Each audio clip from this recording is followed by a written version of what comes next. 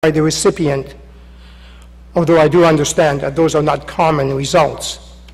Nevertheless, I mention them because they present viable options for canvassing problem-solving discussions with the parties, notwithstanding the parties' pessimism regarding the efficacy of mediation. It may open up discussions for finding a graceful, face-saving way out of the lawsuit. Such solutions provide token acknowledgement of one party's predicament and shows consideration by the other side. An obstacle to this type of solution is that counsel, and it's generally plaintiff's counsel, may have little incentive for a non-monetary solution. Since the payment of the lawyer's fees are based on money recovered at the conclusion of the lawsuit, it is therefore important to remind the parties that they are the decision makers and not their lawyers. And at times you find yourself where there is a dispute between an opposing interests between the client and his own lawyer.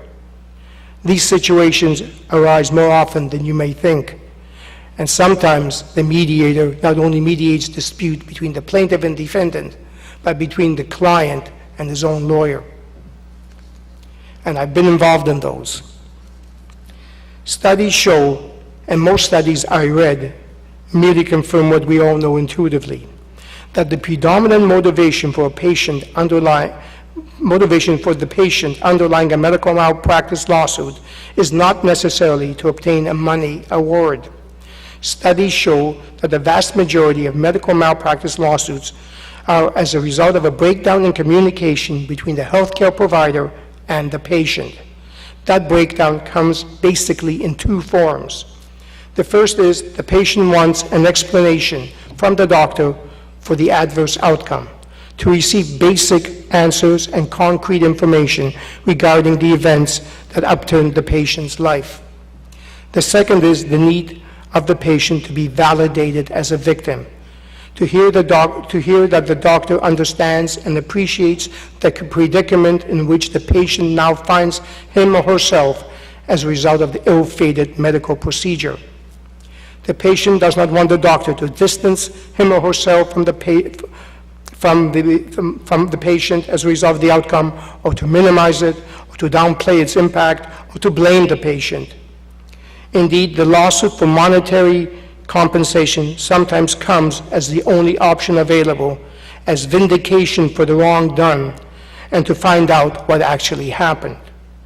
But the lawsuit for monetary compensation may in fact just be a surrogate for something else entirely. Another factor to consider is that it is highly unlikely that the defendant doctor will be in attendance at the mediation. It may be hard to believe not to have at the mediation the involvement of the principals involved. But from my experience and observation, it is usually defense counsel who attends the mediation alone, or sometimes with a representative from the CMPA. The usual explanation given for the doctor's non-attendance is the doctor's busy schedule. However, the patient may perceive the doctor's absence as being indifference, as being a further disregard by the doctor of the patient's importance as an individual. It is therefore important for the mediator to let the patient plaintiff know at the outset, or perhaps in caucus, that he or she should not draw a negative inference from the doctor's absence at mediation.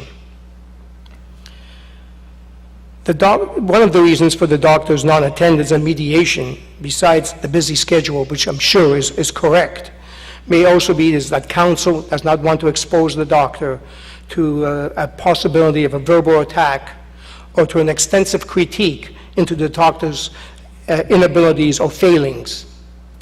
But not having the doctor present at mediation may indeed be a lost opportunity. The opportunity for reconciliation and meaningful closure may be lost. The possibility of restoring the patient's confidence in the doctor, and in this way, and in this day and age, forestalling any negative comments being posted on the internet, or of correcting those already posted. Because now, in this day and age, as you all may know, The first level knee-jerk reaction is if you have something bad done to you, you get back by going on the internet and hitting one send button, and off it goes. And so here's an opportunity that the doctors, I think, are missing, because I'm sure that bad experience may have now traveled the world numerous times, to at least have it expunged or have it corrected. And that's something that can be done at a mediation. Even if the doctor wins a trial, that email is still circling the globe. So that's a lost opportunity. Studies show that the patient would welcome a genuine apology from the doctor. Conversely, doctors perceive that an apology would constitute as an admission against their own interest. And I don't understand why they think that way, because mediations are confidential. And secondly, in my jurisdiction, as was mentioned earlier, we have an Apology Act which states that such apologies are not to be drawn adversely as an admission of liability or as an admission against interest. But an apology is something special. And Justice Corcoran touched upon that to that effect in his address just yesterday. An apology at a mediation that is genuine and not one that merely pays lip service. And you know the kind I mean. I'm not talking about the one where it says, I'm sorry you feel that way. I'm talking about the one that is heartfelt, that is genuine. It can do wonders at a mediation. An apology that at least contains these three components. I am sorry. I was wrong. What can I do to make it right? Turns the mediation from finger-pointing to solution probing. Even if liability is the central issue, saying sorry genuinely infuses humanity into the process and is a step along the road away from the process being adversarial to it being collaborative, to it being problem-solving. Empathy carries a lot of weight. Let me give you two examples. One where the principal defendant did not attend the mediation and only an insurance representative attended in his place and refused to give an apology, and one where the principal defendant did attend the mediation and an apology was given. In the first case, a 3-year-old little girl was getting off a school bus stopped at her apartment building. Her mother was walking along the path towards the bus to meet her. In her hand, the little girl had a drawing she made in school that day. As she got off the bus, a gust of wind blew the drawing out of her hand. She gave chase just as the bus started up. She was run over and died. At mediation, the driver did not attend, although it was suggested that she do so. Parenthetically, I understand the driver was also emotionally affected by this accident. An insurance adjuster attended with a representative of the bus company. It was suggested to the insurance adjuster and representative prior to the commencement of the mediation that an apology be issued to the grieving parents. The insurance adjuster and representative refused to give an apology without explanation. The reluctance to apologize and the absence of the driver set the tenor of the mediation. The parents were looking for an acknowledgement of the enormity of their precious loss, not for an arithmetic calculation quantifying their loss. To them, solely paying money seemed demeaning. Had the driver attended and an apology been given, I am sure it would have been a cathartic experience for all concerned. It would have humanized the legal process. Instead, the mediation failed and the case continued. And I understand it settled years later, just short of trial. And I understand that a good portion of the settlement money was donated to various charities and hospitals. The parents didn't want the money. They just put the money to good use. In the second case, I mediated a young boy, 12 years old, was playing with his friends in a municipally owned field which had a pond. It was winter. There was a layer of ice covering the pond. Apparently, it looked like the surface of the pond had frozen over. There were signs posted saying not to go onto the ice, and there was some fencing. Nevertheless, some of the boys decided to play on the ice-covered pond. One of the boys fell through the ice. This young boy, the plaintiff's son, went to save his friend, and they both drowned. Liability was a big issue. At mediation, an authorized town official, together with an insurance adjuster, attended. During openings, when we just started to discuss the case and each give their respective sides, the official offered an apology, notwithstanding that liability was being hotly contested, and called the young boy a hero.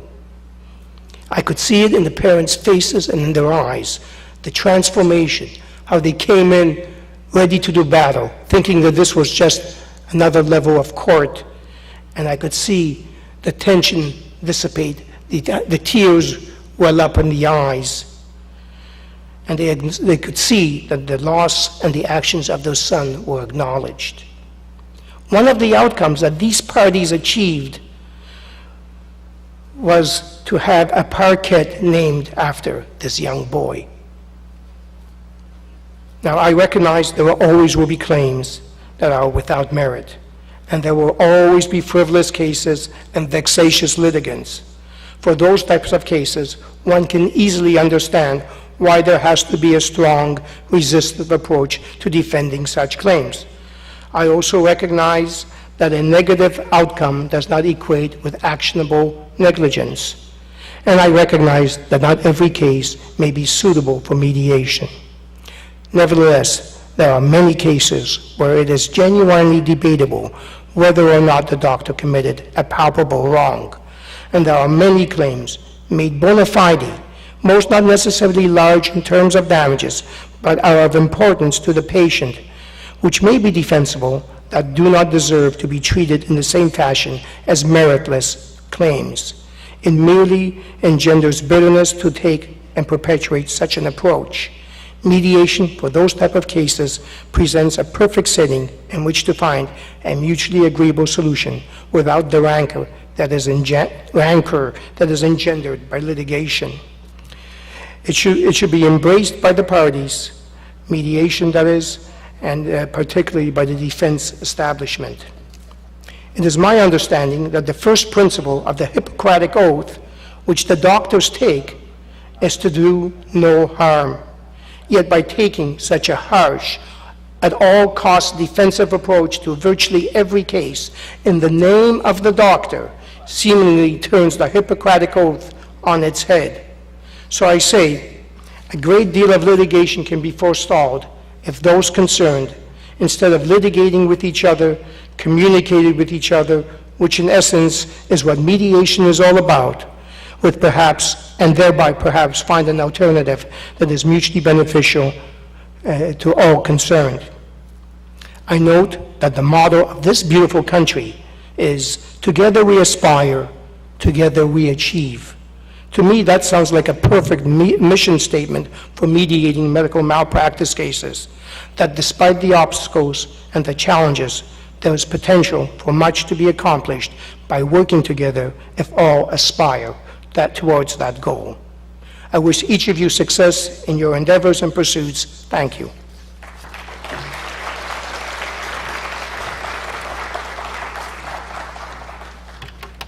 Thank you.